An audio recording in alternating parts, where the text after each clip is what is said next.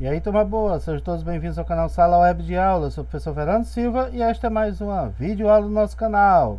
Então vamos lá. Na nossa videoaula de hoje teremos Ciências nono ano, ok? Então vamos lá. Na aula de hoje teremos correção de atividades, fazendo aqui a nossa revisão de conteúdos. Então vamos para a nossa primeira atividade. A primeira atividade foi do dia 16/2. Primeira questão. Descreva o que vem a ser circuitos elétricos, lembrando sempre baseado no conteúdo que foi passado para vocês e no livro de vocês, ok? Circuitos elétricos são um conjunto de vários elementos que possuem funções diferentes a fim de se obter a finalidade desejada. Então, é um conjunto, cada componente tem sua finalidade, juntos a gente obtém uma finalidade específica que a gente deseja. Então, isso aí é a definição de circuitos elétricos. Na 2, o que é necessário para que se estabeleça corrente elétrica? É necessária a existência de um circuito através do qual estas cargas possam se movimentar, circular, ok? 3. Descreva a diferença entre o circuito de corrente contínua, CCC, e o circuito de corrente alternada. Qual a diferença entre esses dois tipos de circuitos? O circuito de corrente contínua possui fonte de tensão e correntes contínuas, são as mesmas sempre.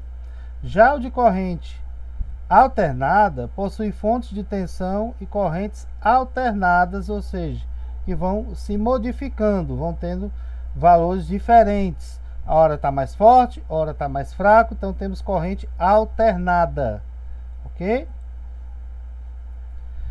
Sobre os elementos de um circuito, assinale a alternativa correta em cada item abaixo. Item A.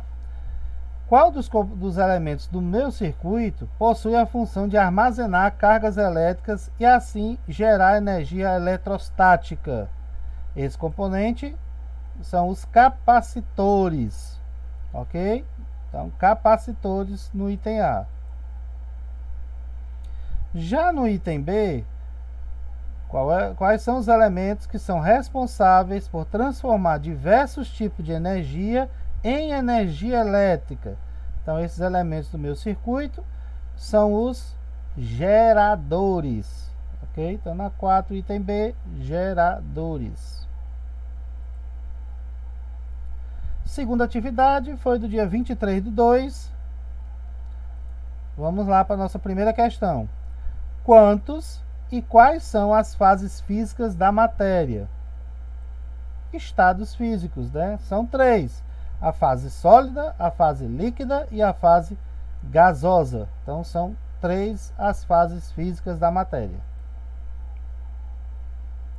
Na 2, a vaporização é a passagem do estado líquido para o estado gasoso. Chama-se vaporização. Assim, descreva a diferença entre evaporação e ebulição, que são duas formas de vaporização. Na evaporação, o processo ocorre de forma lenta, na temperatura ambiente, sem formação de bolhas. A água na roupa estendida no varal. A água vai evaporar, mas de forma lenta, certo? Então, houve aí a evaporação. Já na ebulição, o processo ocorre com formação de bolhas durante o aquecimento e é mais rápido do que a evaporação, certo? Então, se eu colocar água para ferver numa panela, no fogão, vou estar aquecendo aquela água, ela vai acelerar o processo de evaporação, certo? Então, aí a vaporização passa a se chamar de ebulição. 3. O que vem a ser a chamada temperatura de fusão de uma substância. A temperatura é a temperatura característica na qual determinada substância sofre fusão ou solidificação. É aquela temperatura que marca a passagem do estado sólido para o líquido ou do líquido para o sólido. Essa temperatura é a temperatura de fusão. O que vem a ser chamada temperatura de ebulição de uma substância é uma temperatura característica, de cada material tem a sua, na qual determinada substância sofre ebulição ou liquefação. Ou seja, é aquela temperatura que marca a passagem do estado líquido para o gasoso ou do gasoso para o líquido. É a temperatura de ebulição. Como podemos calcular a densidade de um objeto ou de uma amostra de certo material? A densidade a gente calcula dividindo a sua massa pelo seu volume. A relação entre massa e volume. Eu pego o valor da massa e divido pelo valor do volume. O resultado é a densidade daquele material. 6. Cite dois fatores que afetam a densidade. Então, nós temos que a temperatura influencia no valor da densidade. Exemplo, nós temos aí, por exemplo, a barra dos trilhos do trem. Ele tem um volume, mas aquecido pelo sol, nós temos que aquele volume aumenta, há uma dilatação. Aí já vai mexer com o valor da densidade, certo? E a mudança de fase, ou seja, a densidade é uma no estado físico, a densidade passa a ser outra em outro estado físico. Exemplo da água, que a densidade é 1, já o gelo já é a densidade menor do que 1. Por isso que o gelo flutua na água.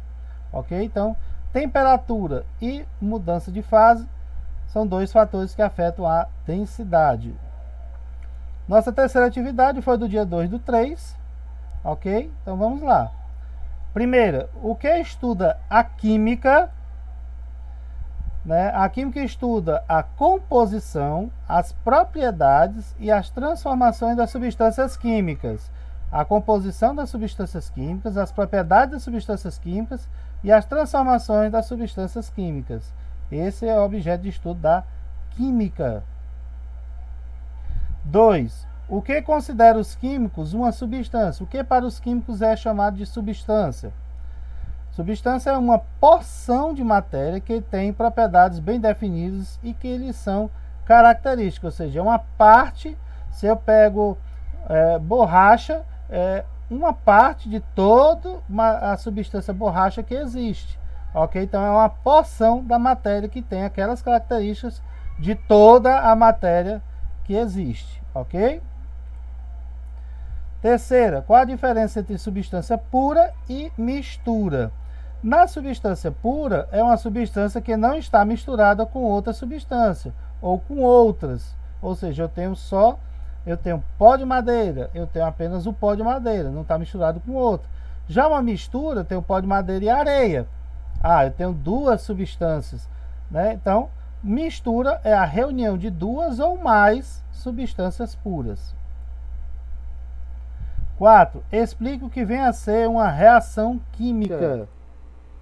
Reação química é um processo em que novas substâncias são formadas a partir de outras. Eu tenho algumas substâncias, faço a minha reação química e eu obtenho novas substâncias. É uma reação química. Em uma reação química, que são os chamados reagentes e o que são chamados de produtos. Certo? Por exemplo, eu tenho o cloro e o sódio. Quando eu junto esses dois, houve a reação química e formei o cloreto de sódio, que é o sal de cozinha. Certo? Ok? O que são os reagentes e o que são os produtos? Reagentes são as substâncias inicialmente existentes e que se transformam em outras em consequência da ocorrência de uma reação química. Então, eu tinha o cloro e eu tinha o sódio. Eu tinha duas. Então, eles são os meus reagentes. Ok? É o que eu tinha inicialmente.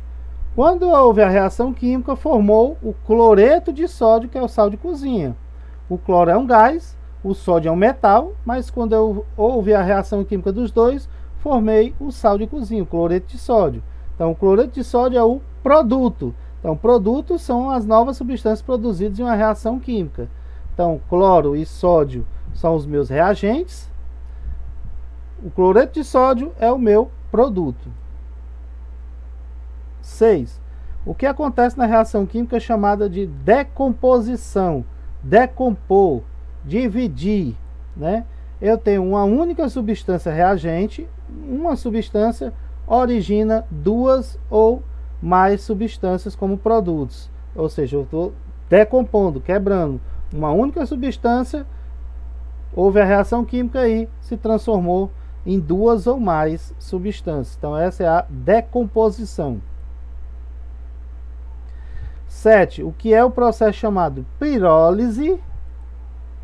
É o processo de decomposição pelo calor. Então, quando eu uso calor para decompor, para separar uma substância em duas ou mais, usou o calor, o processo é chamado de pirólise, certo? Processo de decomposição por pirólise. Já o processo de eletrólise, como é o caso, eu tenho a água, certo?